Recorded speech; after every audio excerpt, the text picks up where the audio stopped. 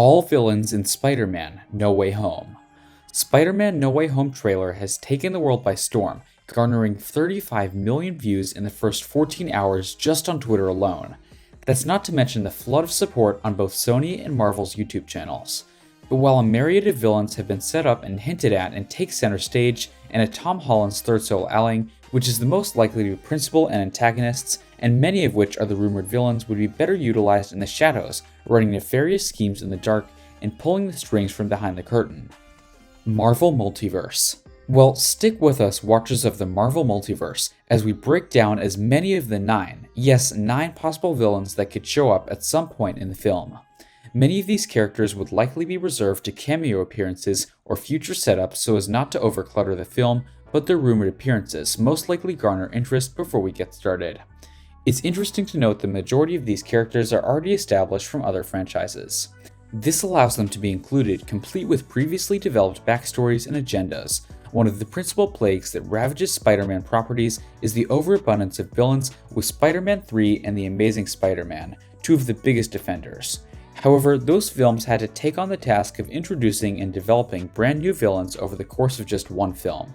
But with previously established antagonists, Marvel could take liberties by devoting more time to developing the plot and Peter's story instead of focusing on an overabundance of attention on the villain's development. This means that the film could theoretically feature a record number of Spider-Man's greatest foes without feeling overstuffed or overcrowded. With that now done and covered, let's get into the candidates. Dr. Otto. Let's get started with some of the most obvious ones and start with Dr. Otto Octavius, or Doc Ock. Played by Alfred Molina, Molina's resurgence in the Marvel Universe as his iconic iteration of Doc from 2004 has widely speculated and rumored for months now, but we finally get to see a shot of him in all of his glory. In the No Way Home trailer, it appears as if he had been de-aged and could possibly have experienced the events of Sam Raimi's Spider-Man to as little as a few hours before the events of the highway scene in the trailer, though it's most likely speculative. As of now, the idea of Doc Ock only having just escaped as opposed to the death at the end of Spider-Man 2 is a fascinating idea that could make for a very compelling plot point. The next is Norman Osborn's Green Goblin, as has been rumored to be played by Willem Dafoe, again from the Raimi trilogy all the way back in 2002.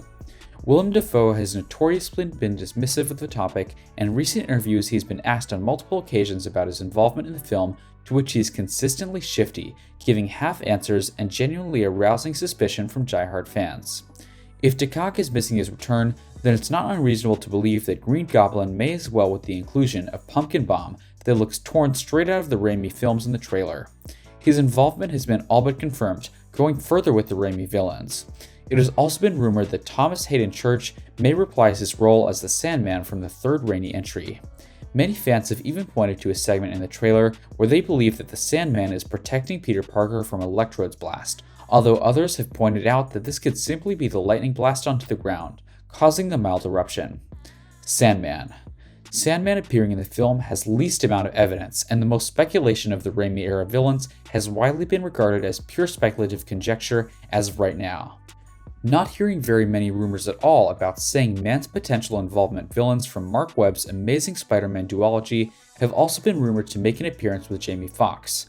It's an Electro being the premier candidate. Jamie Foxx himself has all but confirmed his involvement, even going so far as to comment on his new design overhaul, allegedly doing away with the blue book and possibly going for a more comic-accurate yellow. We actually did see both Yellow Lightning in the trailer, and many have claimed that this might be directly related to Fox's Electro in terms of the lizard.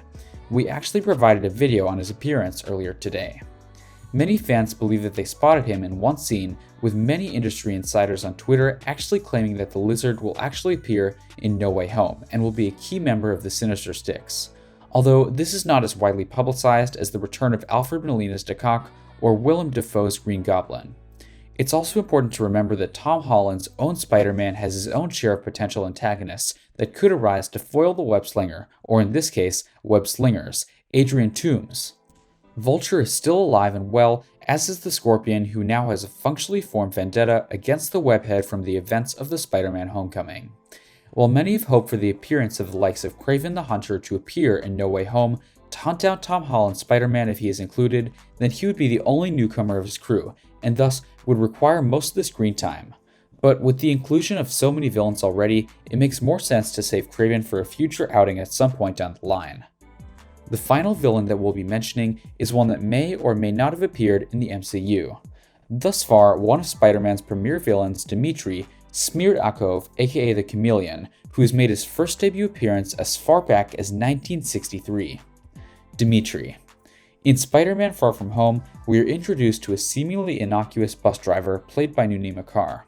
The cast list for Far From Home lists his name as Dimitri, and many have speculated that this may very well be the Chameleon keeping tabs on Spider-Man, or that he may eventually graduate into the villainous role at some point in the future.